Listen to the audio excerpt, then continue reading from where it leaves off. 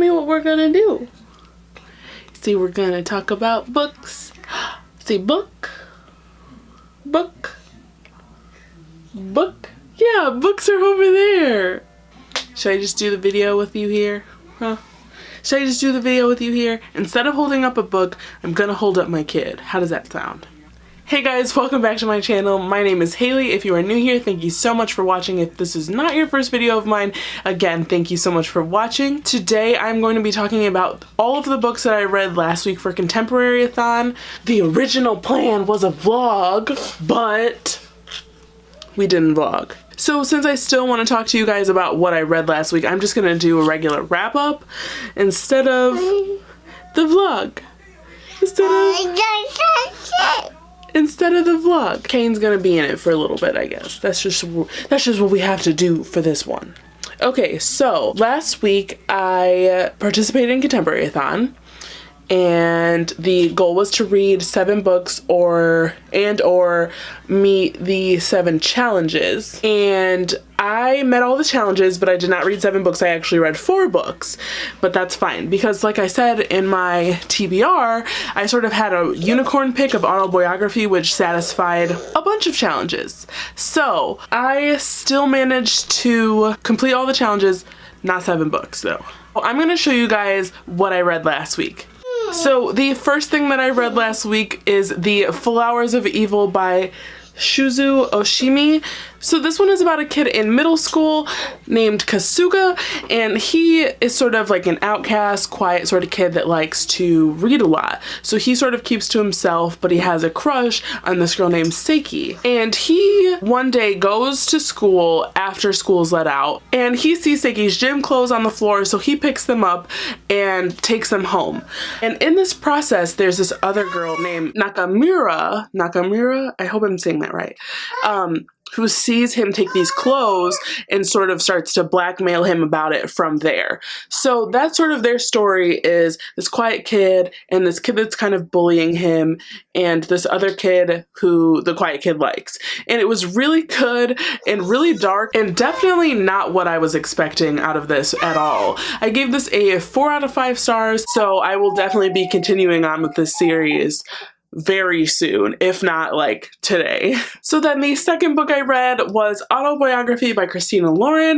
I ended up giving this one as well a 4 out of 5 stars. This is about a boy named Tanner who joins this writing class for his last semester of senior year. And in this writing class, he meets a boy named Sebastian who has already graduated the year or 2 before. And he sort of gets like help, like mentoring from Sebastian. So Tanner is bi, and in his old city in California, he was out, but now where he lives in like Mormonville, Utah, he's not out for obvious reasons. So this is sort of about their story and Sebastian sort of like figuring out who he is, and Tanner, like, you know, growing up and falling in love with this boy who is not very comfortable with his sexuality, and Sebastian sort of coming to grips with the fact that he's also falling in love with a boy and just someone who is comfortable with their sexuality.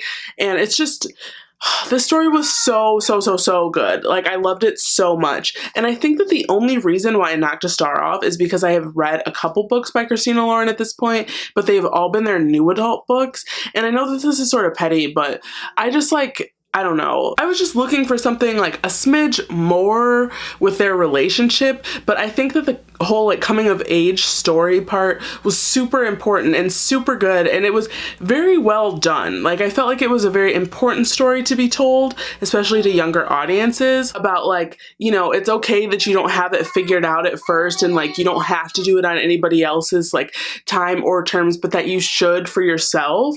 And I don't know, I just really liked this story, and really there wasn't anything at all wrong with it. And I think that if I wouldn't have read a Christina book literally right before this, I would have given this a very easy 5 out of 5 stars. It's just sort of that like I know what they can do with their love stories as far as like adult stories go. So I think that that's sort of like what threw me off a little bit. I don't know. It's fine. We're back with a watery-eyed book. Okay, so the next book I ended up reading was The Simple Wild by K.A. Tucker.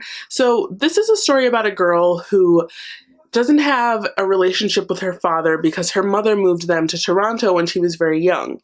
Her father lives in Alaska. So essentially the plot is that in the very beginning, she gets a call that her father is very sick and that she should come to Alaska to sort of like build a relationship with her dad, get to know him before it's sort of too late kind of thing. And on the way there, she meets this pilot who works for her father that doesn't really think that she belongs there, sort of thinks that she should have come sooner to get to know him, should be getting to know him regardless of the fact that he's sick. And it's sort of about their love story and like our main character Calla's story with her father. And in the very beginning, I was very, very defensive for Calla. And I really didn't like the way that our like main hero was treating her about her dad. He was very like I said, like defensive and sort of saying like, yeah, see, we didn't agree with him. He was very like, you don't belong here, like you're very prissy and like you should be like trying to get to know him anyway, blah blah blah.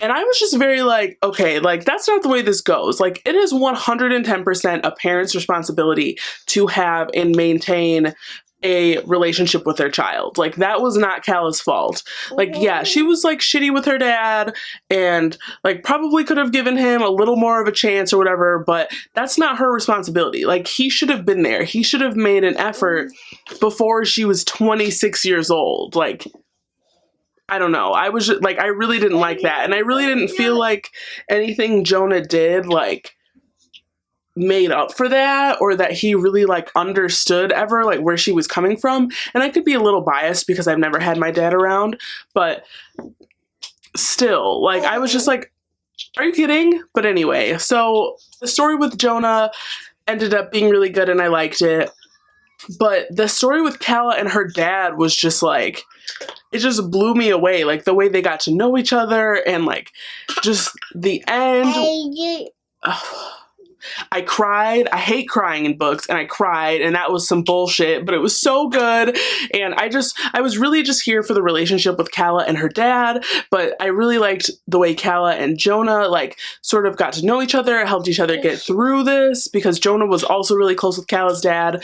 So I don't know. I just really, really liked this book, and I wasn't expecting to like it as much as I did, especially because of the way things were going with Jonah to begin with. With the other book by K.A. Tucker that I read, I felt like, which was He Will Be My Ruin, I felt like that sort of had like a little more heat, and I felt like this was lacking that a lot for some reason, which sort of pissed me off, because I felt like I went through all this buildup and like didn't really feel like Jonah had like, I don't know, like redeemed himself. He didn't have like a redeeming, I mean he did, but like I just didn't feel like for what I had to go through with Jonah that like the payoff was really worth it. And I just was sort of like, is this an adult book? Like I don't know. It was just,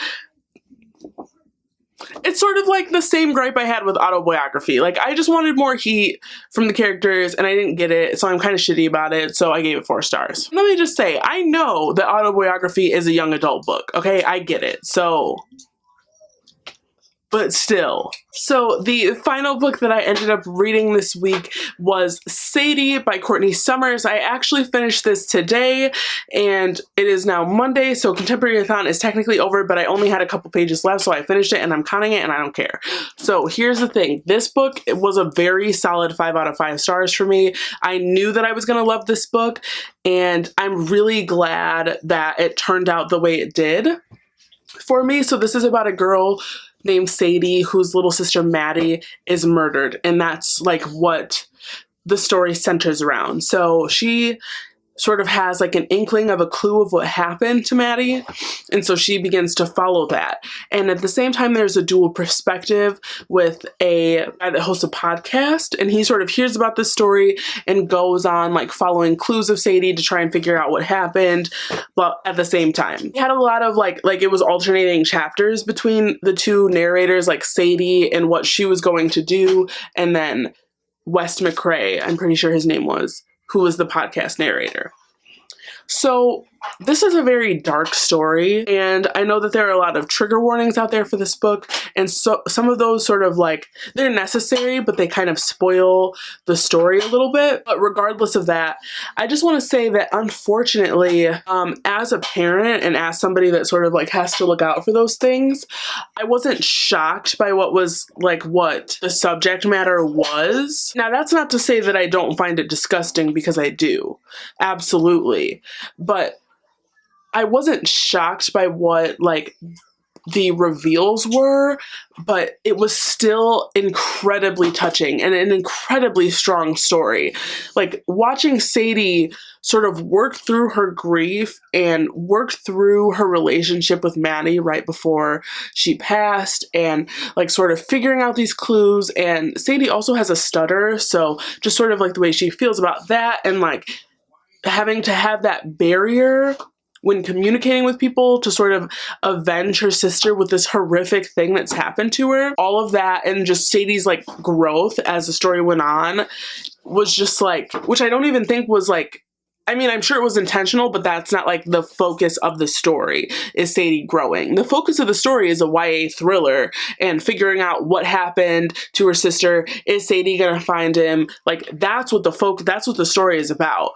But there were so many undertones of like Sadie's struggle through all of this, and you know, her sort of saying like, how isn't it enough that like I've been impoverished my whole life and this horrific thing has happened to me and my family and my sister, and how is that not still enough? Like how much hurt can somebody go through? And it was just like, it was absolutely incredible. And I don't know, if you've seen a couple of my videos, you probably will see that I read The Female of the Species this past May, and that book absolutely blew me away, and this is very much so in the same vein.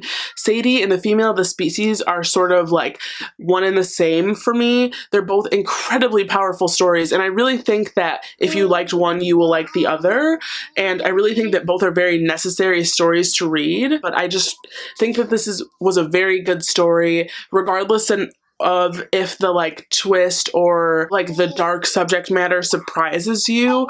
The way that it's dealt with and the way the characters handle that and go through that is just, it's worth reading for sure. Absolutely. Like everybody should go read this book, and I can definitely see why it's just made the bestsellers list for sure, like without a doubt. So 5 out of 5 stars. Easily the best book I've read in months.